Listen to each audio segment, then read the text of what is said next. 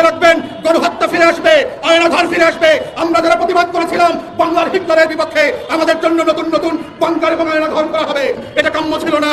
আমরা তো আগেই ভালো একসাথে নির্বাচন দেন, ভোট দেন, করে বুট পায়, বঙ্গবন্ধু করে বুট পায়। আমরা জননীতি শেখ হাসিনা দেশ থেকে তারাই দিয়েছেন, একটা কামাই দিয়েছেন। এই দেশে মূল্যতান্ত্রিক কমাইতে পারলেন না, কমাইতেন, জনগণের কল্যাণে কাজ করতেন, সমাজে কাজ করতেন, গরিবের ভিতরে তাকাইতেন, রিকশার প্রতি তাকাইতেন। প্রিয় দর্শক, এইমাত্র সর্বশেষ গরম বাংলা সংবাদ। এবার প্রকাশ্যে আমলিগ ফিরলে কেউ বাঁচতে পারবে না বললেন সাধারণ জনতা। তো আজকের ভিডিওটি খুব গুরুত্বপূর্ণ হতে চলেছে, না টেনে স্ক্রিনের মাধ্যমে পরিপূর্ণভাবে দেখে আসি। তো প্রিয় দর্শক, ভিডিওটি ভালো লাগলে একটা লাইক করবেন আর কমেন্ট করে মতামত জানাতে ভুলবেন না। মনে রাখবেন, গণহত্যা ফিরে আসবে, আয়নাঘর ফিরে আসবে।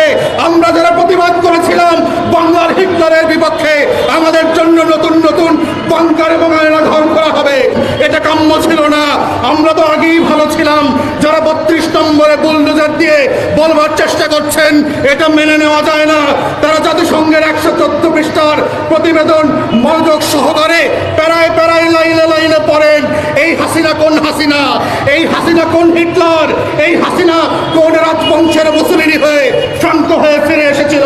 এটাই হচ্ছে জাতিসংঘের 2025 সালের